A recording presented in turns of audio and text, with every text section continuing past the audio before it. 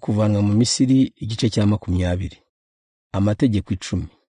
Imana ivuga aya magambo yose iti: Ndi Uhoraho Imana yawe, nagukuye mu Misiri aho ari inkorera.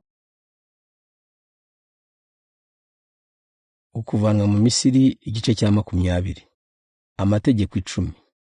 Imana ivuga aya magambo yose iti: Ndi Uhoraho Imana yawe, nagukuye mu Misiri aho ari inkorera gahato. Ntugasenga izindi mana, ahubwo ujye unsenga jyenyine. Ntukiremere ikigirwamana cyangwa ishusho isengwa y'ibiri mu ijuru cyangwa ku butaka cyangwa mu mazi. Ntukabipfukamire kandi ntukabiyoboke. Jyewe Uhoraho Imana yawe ndi Imana ifuha, mpana abanyanga n'abana babo n'abuzukuru babo ndetse n'abuzukuruza babo, ariko abankunda bagakurikiza amabwiriza yanjye, mbagirira neza bo n'ababakomokaho imyaka itabarika. Ntugakoreshe izina ryanjye mu buryo budakwiriye, kuko jyewe Uhoraho Imana yawe ntazabura guhana ukoresha izina ryanjye atyo. Ujye wibuka umunsi w'isabato uwunyegurire. Imirimo yawe yose ujye uyikora mu minsi 6, ariko uwa karindwi ni isabato yanjye, jyewe Uhoraho Imana yawe.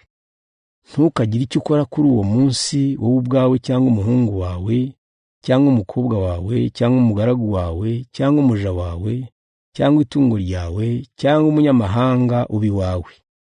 Uzaziririza isabato utyo, kuko jyewe Uhoraho naremye ijuru n'isi n'inyanja n'ibirimo byose mu minsi 6, ariko ku munsi wa karindwi nkaruhuka.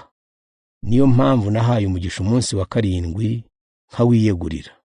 Ujye wubaha so na nyoko, bityo uzarama mu gihugu mbahaye, jyewe Uhoraho Imana yawe. Ntukice, ntugasambane, ntukibe, ntukabeshyere abandi, ntukifuze inzu y'undi muntu cyangwa umugore we cyangwa umugaragu we cyangwa umuja we cyangwa inka ye cyangwa indogobe ye cyangwa ikindi cyose atunze. Abantu bagira ubwoba. Abantu bose bumvise inkuba zikubita n'ihembe rivuga, babonye n'imirabyo n'umusozi ucumbeka, bahagarara kure baradagadwa. Babwira Musa batuba ari wowe utubwira niho twumva, ariko Imana ye kutuvugisha tudapfa. Musa arababwira ati mwitinya. Imana yaje kubagerageza kugira ngo mujye mutinya gukora icyaha.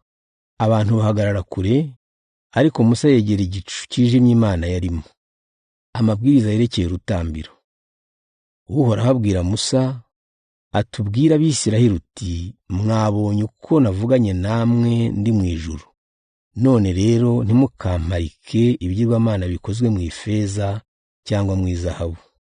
Muzanyubakira urutambiro rw'igitaka rwo gutambiraho amatungo yanyu y'ibitambo bikongorwa n'umuriro n'iby'umusangiro.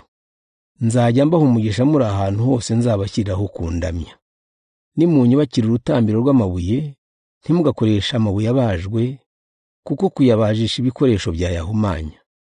Ntimuzubaka urutambiro mugeraho mwuririye ku ngazi, kugira ngo uzarwurira atazerekana ubwambure bwe.